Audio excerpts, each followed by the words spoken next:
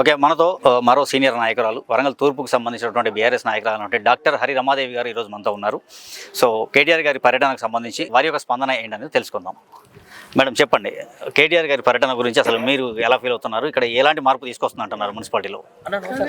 కేటీఆర్ గారి గంట గౌరవ మాజీ మంత్రివర్యులు వర్కింగ్ ప్రెసిడెంట్ కేటీఆర్ గారు ఇవాళ నర్సంపేట కాన్స్టిట్యున్సీలో ఇవాళ మున్సిపల్ ఎన్నికల సందర్భంలో వారు రావడం జరుగుతున్నది.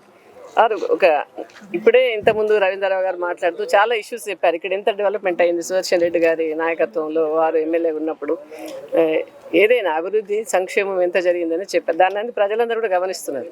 ఇప్పుడు ఈ వచ్చిన 2 సంవత్సరాలలో వాళ్ళు అమలు కానటువంటి ఎన్నో హామీలు అంటే అరచేతిలో వైకుంఠం చూపించి అధికారంలోకి వచ్చింది కాంగ్రెస్ పార్టీ, అందరికీ తెలుసు.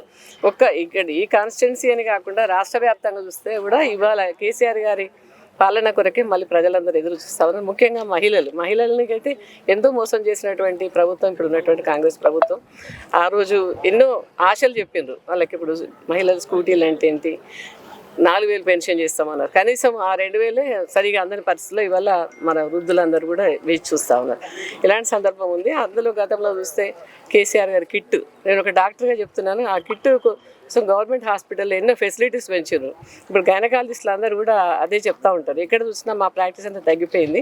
అప్పుడు టీఆర్ఎస్ ప్రభుత్వం ఉన్న టైం లోపల మొత్తం అన్ని డెవలప్మెంట్ చేసి చాలా పర్యవేక్షణ, హరీష్ రావు గారు అప్పుడు ఉన్నటువంటి ఆరోగ్య శాఖ మంత్రిగా వారు ఎంతో దాని మీద కాన్సన్ట్రేట్ చేసి మరి అన్ని చోట్ల కూడా ఈ ప్రజలకు, మామూలు పేద ప్రజలకు ఇబ్బంది కాకుండా వాళ్ళు ఎన్నో కార్యక్రమాలు అప్పుడు చేపట్టింది. దాని సందర్భంలో ఆనాడు ప్రైవేట్ హాస్పిటల్స్ కూడా అన్ని మూతపడే పరిస్థితులు ఉండే, అంతటి స్పందన ప్రజల నుంచి ఉండే. ఇవాళ చూస్తే కనీసం కిట్ కాదు కదా వాళ్ళకి ఏది, అప్పుడు 12,000 రూపాయలు మగపిల్లలకి, 13,000 ఆడపిల్లలకి కూడా దాంట్లో జమ చేయడం జరిగింది ఆ ప్రభుత్వం.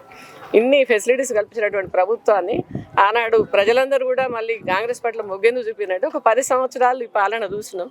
సరే ఇప్పుడు ఏదో మార్పు అంటున్నారు. మార్పు అనేది మా అందరి జీవితాలలో వస్తుంది. ఇన్ని హామీలు ఉన్నాయి మాకు, ఇవంటే మా బాగుపడుతుంది పేద ప్రజల జీవితం అనేటువంటి ఆలోచించి మా ప్రజలు ఈ ప్రభుత్వాన్ని ఎన్నుకుంటే వాళ్ళ ఆశలన్నీ అడియాసలు చేసి వాళ్ళటువంటి ప్రభుత్వాన్ని మనం చూస్తున్నాం. ఎటు కూడా ఒక్కటి కూడా ఏ ఒక్క హామీని కూడా కరెక్ట్గా నెరవేర్చిన సందర్భం ఇవాళ లేదు.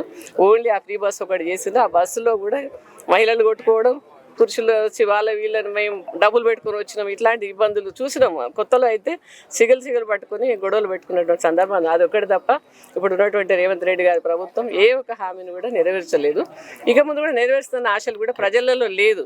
రామన్న వస్తున్నారంటే ఇవాళ కేటీఆర్ గారు ఇక్కడికి వచ్చిన వారు ఏదైనా అంతకుముందు ఉన్నటువంటి ప్రభుత్వం బీఆర్ఎస్ ప్రభుత్వం ఈయని హామీలను కూడా అమలు చేసిండ్రు.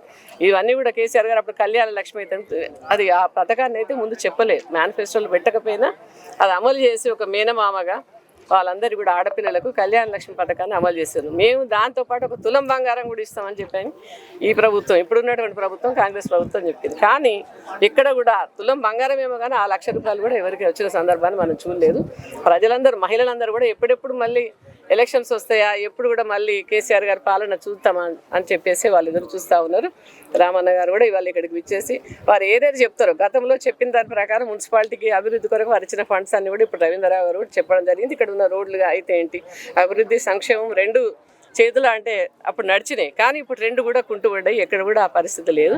తప్పకుండా ప్రజలు ఆలోచిస్తున్నారు.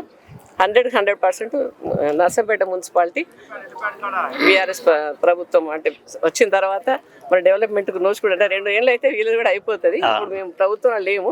అయినా రామాన్ని ఇప్పుడైతే ఏదైతే చెప్తారో మేము వచ్చిన తర్వాత ఏం చేస్తామని చెప్తారో ఖచ్చితంగా నెరవేరుస్తారు.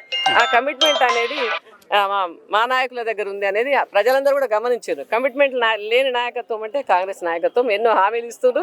వారు ఏదో అంటారు కదా, ఒడ్డు ఎక్కగానే బోడమల్లప్ప అనే పరిస్థితిలో ఉన్నారు వీళ్ళు. కాబట్టి ఖచ్చితంగా కాంగ్రెస్ ప్రభుత్వానికి గుణపాఠం చెప్పడానికి ప్రజలందరూ కూడా సిద్ధంగా ఉన్నారు. ఓన్లీ నర్సంపేటనే కాదు, రాష్ట్ర వ్యాప్తంగా కూడా మరి మెజారిటీ మున్సిపాలిటీలను మా పార్టీ కైవసం చేసుకుంటున్నడంలో ఎలాంటి సందేహం అయితే లేదు.